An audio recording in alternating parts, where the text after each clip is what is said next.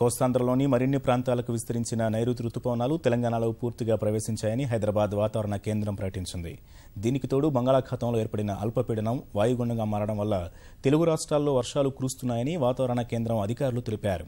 నైరుతి రుతుపవనాలు తెలుగు రాష్ట్రాలకు విస్తరించడమే గాక వాతావరణంలో తేమ శాతం పెరిగిందన్నారు. దీని ప్రభావంతో రెండు రాష్ట్రాల్లోనూ అక్కడక్కడ వర్షాలు కురుస్తున్నాయని చెప్పారు. మాయిశ్చర్ కంటెంట్ ఎక్కువగా పెరగటం వల్ల మనకి వర్షపాతం కూడా ఎక్కువగా నమోదవడం వల్ల మనకి నైరుతి ఋతుపవనాలు మనకి తెలంగాణ రాష్ట్రంలో ప్రవేశించి 12వ తారీఖు కల్లా ఈ కవర్ అవటం జరిగింది.